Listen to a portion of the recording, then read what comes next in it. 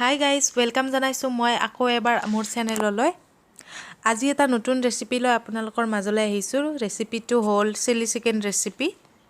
আশা কৰোঁ আপোনালোকে ৰেচিপিটো চাই ভাল পাব। বলকচোন চাও কি দৰেনো বনালো। ইয়াতে মই বনলেছ চিকেন লৈ লৈছো আৰু 1 চামুচ ইয়াতে ৰেড চিলি পাউডাৰ দি লৈছো। সোৱাদ অনুসৰি নিমখ দি লৈছো। ডাঙৰ চামুচ এখনৰে 1 চামুচ সয়া সস দি লৈছো। আৰু হে একেখন চামুচেৰে 1 চামুচ চিলি সস দিছো আৰু আধা চামুচ মই ইয়াতে টমেটো কেচাপ দি লৈছো।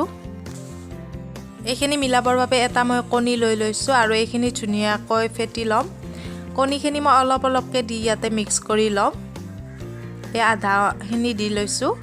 প্ৰয়োজন হলে আকৌ দি লম অলপকৈ। এইখিনি ধুনিয়াকৈ মিক্স কৰি লোৱাৰ পিছত মই ইয়াতে 1 চামুচ ময়দা দিম। ডাঙৰ চামুচ এখনৰে মই ইয়াতে ময়দা দি লৈছো। ময়দাৰ সলনি আপোনালোকে পিঠাগুৰি বা কৰ্ণফ্লাৱাৰ ব্যৱহাৰ কৰিব পাৰে। মই ময়দাৰে এইখিনি বনাইছো। আৰু চিলি চিকেন বনাবৰ বাবে মই এইদৰে ক্যাপসিকাম কাটি লৈছো আৰু পিয়াজো এইদৰে কাটি লৈছো। লগতে মই এটা বিলাহী এইদৰে কাটি লৈছো। তাৰ পিছত আদা নহৰু আৰু কেঁচা জলকীয়া মই দৰে সৰুকৈ একদম মিহিকে কাটি লৈছো। চিলি চিকেনৰ বাবে মই সসখিনি ৰেডি কৰি লৈছো। ইয়াতে 1 চামুচ টমেটো কেচাপ, 1 চামুচ চিলি সস আৰু 1 চামুচ সয়া সসৰে ধুনিয়াকৈ এইখিনি মিক্স কৰি ৰাখি লম। ইয়াৰে পিছত 1 চামুচ ময়দা দি মই এইখিনি ধুনিয়াকৈ ঠাণ্ডা পানী দি মিক্স কৰি ৰাখি লম। এইখিনি ধুনিয়াকৈ মিক্স কৰি মই ইয়াতে ৰাখি দিছো। তাৰ পিছত গেছ ষ্টভটো জ্বলাই মই এখন পেন ইয়াতে গৰম হ'বলৈ ৰাখি দিছিলো। তাৰ পিছত ইয়াত জোখমতে মই মিঠাতেল দি লৈছো। আপোনালোকে ৰিফাইন দি ভাজিবও পাৰে। এয়া মই চিকেনখিনি এপিচকে ইয়াতে দি লৈছো। মিডিয়াম টু লো ফ্লেমত এইখিনি মই ভাজি লম ধুনিয়াকৈ। ভিতৰটো সিজালৈকে এইখিনি ৰাখি লম। বাহিৰটো ৰঙচুৱা পৰালৈকে এইখিনি ভাজিলে হৈ যাব। এইখিনি প্ৰায় 10 মিনিট মান ভাজি লৈ মই এইখিনি লুটিয়াই দিছো। ধুনিয়াকৈ গুটেইখিনি লুটিয়াই দি মই আকৌ ভাজি লম পিঠিটো সিজালৈকে। এইখিনি মোৰ হৈ গৈছে।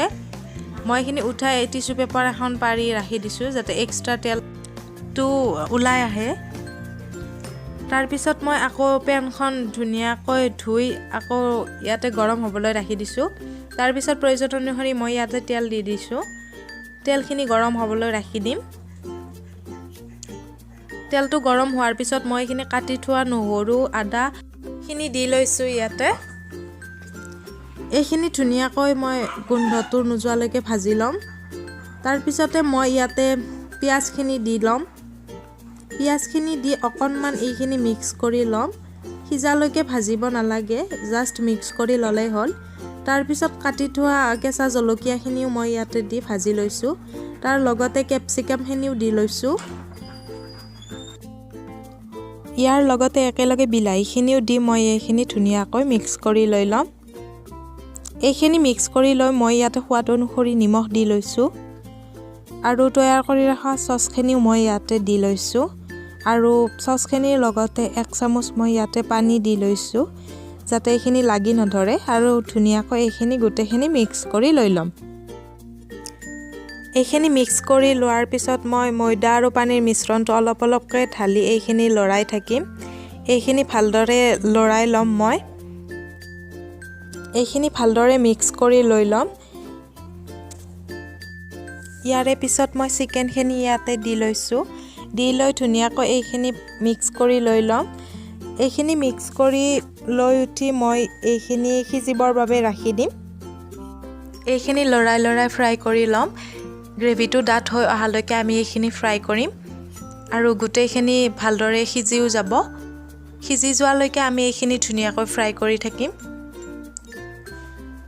এয়া গ্ৰেভিটো প্ৰায় ডাঠ হৈ আহিছে আৰু চিলি চিকেনখিনি প্ৰায় ৰেডি হ'বলৈ হৈ আহিছে। ইয়াতে মই কাটি ৰখা ধনিয়া ছটিয়াই দিছো গাৰ্নিচিঙৰ কাৰণে। এইখিনি বাটি এটাত উলিয়াই লৈ লৈছো। খাবলৈ প্ৰায় ৰেডি হৈ গৈছে। এইখিনি বিৰাট টেষ্টি হৈছিল খাবলৈ। আশা কৰোঁ আপোনালোকেও ট্ৰাই কৰি চাব। আৰু যদিহে ভাল লাগে তেন্তে প্লিজ লাইক এটা কৰিব। কমেন্ট কৰি জনাব যদিহে আপোনালোকে এইদৰে খাইছে বা এইদৰে খাব বুলি মোৰ ভিডিঅ'টো চাই।